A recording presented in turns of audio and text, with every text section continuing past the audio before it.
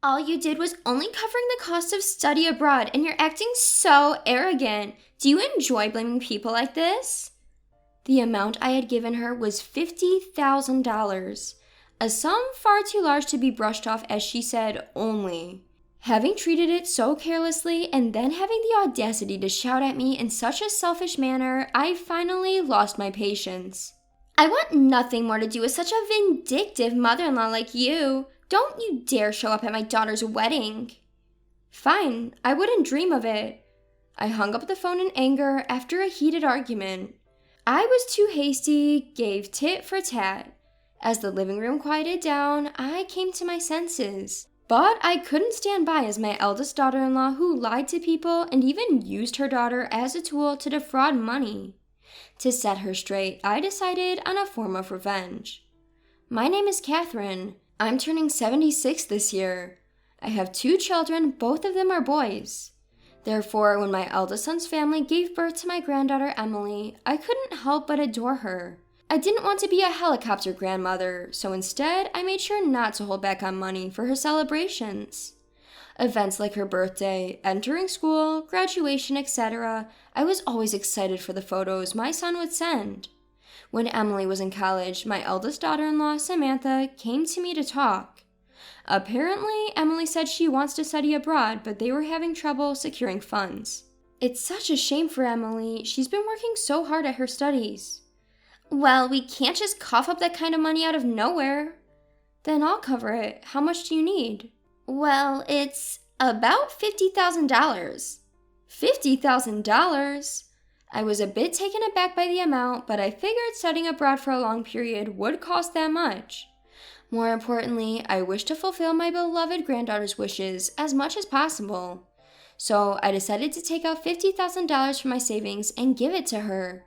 She thanked me repeatedly, so I didn't feel bad about it and had no regrets. However, it turned out that trusting her was a mistake anyways, as I realized it later. I heard from my son, Bob, that Emily had successfully arranged to study in the UK. Bob merely mentioned this like it was part of his work contract with no word of thanks for the money. Well, Samantha had been appreciating it all along, and although I was concerned about my son's attitude at that time, I thought it was just how it was. I was occasionally receiving pictures from Emily during her study abroad. She kept sending me happy reports like making a lot of friends overseas, having experiences she couldn't have had in here, and actually I enjoyed seeing it. But there wasn't anything about the expenses in her emails either. I wondered that I'm weird to expect appreciation, and though I felt uncomfortable, I didn't say anything about it at the time. Thank you so much, mother-in-law. Your help with the study abroad costs was a real lifesaver. That's all right. I got an email from Emily too. It seems she's really enjoying herself. Oh, an email from Emily? What did she talk about? Just about what she ate and such, nothing special. Anything wrong? Every time I saw Samantha, she was excessively grateful. Maybe Samantha had taken care of all the study abroad arrangements for Emily and hadn't really talked about the money aspect between the two of them. I decided to tell myself this to make sense of it all. Wanting both of them to be grateful might be too conceited. Though I felt a bit annoying, I tried not to think too much about it. It was a few years later when these annoyances became clear, when I heard she graduated college and was going to have a wedding. The news of her wedding came in the form of an invitation from her. I was thrilled. It feels like it happened to me when I found the cute message card in the mailbox. Riding on that momentum, I gave her a call. While making small talk, I conveyed a lot of congratulations. During the small talk, thanks to an inconsistency I discovered, I finally realized what had been making me feel uncomfortable all this time. Emily dear, I got your invitation. Congratulations! Thanks, Grandma. Will you come to the wedding? Of course. It was during this seemingly ordinary conversation. We had a great conversation about good old days, and suddenly it turned to her studying abroad during college. She spoke of her experiences as much as she could remember what she studied, how it was at the foreign college. That sounds like a great memory. Just listening to it makes me happy. It really was. If I didn't have to worry about money, it would have been perfect. Huh? What about money? Yeah, I had to take out a scholarship for the study abroad. There were a lot of conditions and it was tough. I tilted my head at her words. I was certain that I had given Samantha $50,000 for Emily's study abroad expenses. With looking at my bank book, I reconfirmed that. I told her that even though I was puzzled by her story, but she insisted that she had secured a scholarship on her own with researching the conditions for the study abroad expenses. No mistake, I have all the documents of the scholarship when I borrowed it. I don't get it. I definitely gave the money to Samantha after discussing it with her. Over the phone, we were both puzzled over. But no matter how much we thought, we couldn't figure out the truth. She said she would check with her mother, then hung up. I worried about what could have happened to such a large amount of money as $50,000. But the next day, I was shocked to know the truth by a phone call from Samantha. "Oh, Samantha, good timing. I wanted to ask you something." "Hey, please don't say unnecessary things to Emily."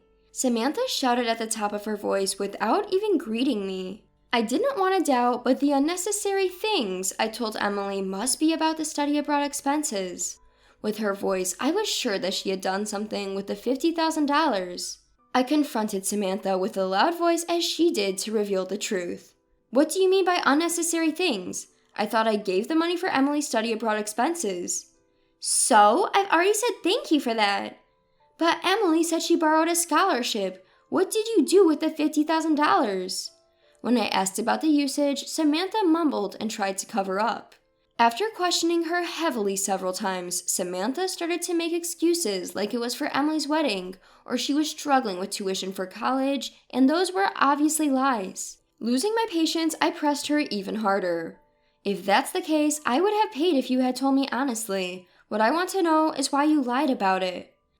Whatever. Are you regretting giving them money now?" "I just want to know why you lied to get such a large amount of money." When I confronted her, Samantha tried to change the subject by raising her voice. I was getting frustrated with Samantha, who kept lying and trying to cover up. But I stubbornly brought the conversation back to the point and kept asking for the reason, and then she finally snapped and lashed out at me. I was enraged by her audacity, defiantly brushing off the fact that she had deceitfully obtained a large amount of money, like $50,000. "All you did was only covering the cost of study abroad, and you're acting so arrogant. Do you enjoy blaming people like this?" "The one who did something to be blamed for is you, isn't it? Surely you didn't use that money for yourself, did you?" "You're so persistent. I want nothing more to do with such a vindictive mother-in-law like you. Don't you dare show up at my daughter's wedding." At her incredibly selfish remarks, I was finally fed up and responded, "I wouldn't dream of it," before hanging up the phone. I was too hasty, gave tit for tat. As the living room quieted down, I came to my senses. But I couldn't settle down without making my eldest son's wife, who had lied and used her daughter as a pretext to deceive money, face the music. I decided to take some revenge to correct Samantha's dishonesty. Though I had agreed to attend once, my heart was quite painful to inform Emily that I couldn't attend her wedding. However, I couldn't forgive what Samantha has done because I loved my grandchild. Taking a deep breath, I sent an email to Emily. Because of my distrust in Samantha, I conveyed my desire to hand over the wedding gift directly and decided to meet Emily outside. Grandma, you're not coming to the wedding?" "I'm sorry, I have some circumstances this time." "You always say that, Grandma, but you never come to my celebrations." Emily's words made me freeze for a moment. I had been refusing to participate in celebrations, trying not to be a helicopter grandmother. Instead, I have always been willing to provide financial assistance. But upon further reflection, I started worrying about interfering too much because Samantha seemed displeased. Regarding Emily's celebrations, I thought I had been satisfied with just photos, but maybe I was just being avoided without noticing. The money I had been giving for celebrations might not have been used for Emily after all. Thinking about that, I felt the blood drain from my face. "You know, Emily dear, I actually gave your mother the money for your study abroad fees." "I heard that from my mom, but she said she didn't receive it." "So when she called me, I asked her about it." I told her about the conversation with Samantha on the phone the other day, how she had evaded telling the usage of $50,000 and how she had furiously yelled at me. Emily might not believe that her mother did such a thing, but despite my worries, Emily lowered her eyes and muttered, "I see." "Mom, she can lie through her teeth without blinking. She tells blatant lies, and if you call her out on it, she turns around and yells." I see. That's why I trust what you say. It's unforgivable that she'd swindle money. Emily took my hand and said, "Let's get back at her." Given that I wanted Samantha to reflect on her actions, her granddaughter's proposition was a welcome opportunity. Emily worried Samantha might treat me unkindly even at the wedding and suggested regretfully that I don't attend. Instead, she invited me to the pre-wedding photo shoot. But is that all right? Aren't such pictures usually taken with the family? It's fine. I'd rather take them with Grandma than a mother who's always lying. I've always felt sad that there are no photos of Grandma in our albums. A month after this conversation, after discussing with her groom, Emily decided to move the photo shoot earlier to avoid any interference with Samantha. Seeing Emily in her wedding attire was even more splendid than in pictures, and I couldn't help but get excited. Observing the situation, Bob chuckled while offering an apologetic bow. It seems Bob had concerns about Samantha's attitude too. Upon hearing the story from Emily, he seemed to be convinced. "Mom, I'm sorry about everything. I couldn't invite you to Emily's celebration because Samantha told me about your leg condition." I see. By the way, the money I gave Emily, is that all safe? I think so. I was there to receive it with her. That's good then. Bob seemed that he had other concerns about Samantha, and I was told that he's looking into it by himself. Both Emily and Bob seemed upset with Samantha's actions, and also this time with a large amount of money. Just as I was talking to Emily and Bob, who were completely on my side, I received a call from Samantha again.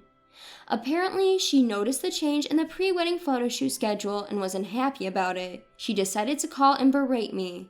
"Hey, mother-in-law, what have you done?" "What are you talking about?" "I heard you went ahead and did the pre-wedding photo shoot. How dare you ignore me when did such a thing?" "Why do you think I would do something like that?" "It's obvious. You're doing it out of spite because you can't attend the wedding." Samantha snapped triumphantly. I sighed and then decided to inform Samantha of the truth. The idea to change the pre-wedding photo shoot schedule came from Emily and Bob. Upon hearing this, Samantha realized that I had told the two of them the truth and closed her mouth. After a moment of silence, she started yelling at me again. Two people were leaning in close to the phone, making sour faces and shaking their heads. "You probably said something like, 'After all, I'm sure I had paid money for Emily, right? Emily would never believe you without evidence.'" "Excuse me? Emily believed me, and that's why we were able to have this pre-wedding photo shoot without you." "Why would Emily believe you over me?" "Well, it probably has something to do with how you act normally. Or would you like me to put her on?" When asked that, a response came back like, "What?" with a loud voice. It seemed they had heard the conversation clearly, and I passed the phone to Emily with a frown and a look of discontent on her face. "Mom?" "Emily, you really are something, not inviting your mother to such an important pre-wedding photo shoot. What were you thinking?" "Mom, you didn't apologize to Grandma at all, did you?" "Well, you haven't apologized to me either. What are we going to do about the pre-wedding photos without the mother of the bride in them?" Samantha raised her voice and cut her off while she was speaking. Seeing this, Bob took over the call. Though he spoke a little distance away from us, it seemed the conversation didn't go well for Bob either, and he quietly shook his head after hanging up. "I didn't think it would be this hard to communicate." "That's fine, Dad. I'll get back at my mom." "You said that before, but what are you planning to do?" "I have a good idea." Looking at Emily, who was grinning with a mischievous look on her face, Bob and I looked at each other. I told Bob that I would not be attending Emily's wedding, and I asked him to record the event for me instead. A few days later, as promised, Bob showed me the video he had recorded at the wedding, and I was astonished. It was a scene of Emily reading a letter of gratitude to her mother. "My mother used the money that my grandmother gave me for studying abroad for her own debt repayment." As the crowd murmured, the video captured her voice clearly. The fact that the money for studying abroad that I was supposed to give Emily was used by Samantha. That she kept this from me, even Emily and Bob. That she had been ignoring me all this while. That even on the day of the wedding, I was made to miss it because of Samantha, and she revealed all this with a loud, clear voice in front of all the relatives. At one point, there was a scene where a figure resembling Samantha was causing a commotion and raising her voice. "Stop lying! What's fun about disrespecting your mother?" "That's the truth, and I have evidence too." The camera caught this exchange. Samantha, who likely wanted to maintain a good face in front of her relatives, was ostracized and slouching at the family table. Even her figure of feeling discomfort was clearly captured on film by Bob. I was continuously astonished by this video, and after watching it to the end, I let out a big sigh. What a wild get back, Emily. When I investigated and confronted her, it seems she used Mom's $50,000 for debt repayment. Not only that, she also seems to have freely wasted money on travels and shopping. Oh, really? But isn't that a lot of money? It's just the tip of the iceberg. She seems to have lied here and there, borrowing money from others too. At Bob's words, I found my jaw dropped. It's not surprising that she would lie to others as well. It's because she can even lie to her own family so easily. But it's still too harsh. Bob decided to file for a divorce on the grounds of her bad habits. Emily, now married and living separately, thinks it was a good opportunity and seemed to be supporting Bob. After that, I received a report that Bob and Samantha's divorce had been finalized. Samantha seemed to not give up on Emily and is still trying to get in touch with claiming parental rights. Unfortunately, Emily's chosen husband would not allow this, and it seemed that it never happened. I wouldn't want to introduce my child to a lying grandma like her. Emily moves far away, determined not to engage with Samantha at all. By the way, we continue to keep in touch via email. Emily's husband is a nice man. We've gotten along so well as a family since the pre-wedding photo shoot incident. I've only received one phone call from Samantha since then. The call was her complaining, "Since Emily left home to get married, I haven't been able to get in touch at all. Let me see my daughter. You tell her everything was a lie." Of course, I politely refused, and I am currently cutting off contact with Samantha. The $50,000 I gave to Emily for her benefit was apparently squeezed out during the divorce negotiations with Bob and added on as alimony. Her relatives also knew about her misconduct from the wedding incident, and now it seems there is no one else who would take her side. She is currently working day and night to repay the alimony. When I have a child, I'll be sure to tell you first, Grandma. Look forward to it. Oh, I'm always waiting for good news. Emily is as energetic as ever and is even more friendly than before. She is even currently planning a family trip for us to make up for the celebrations we could not attend together.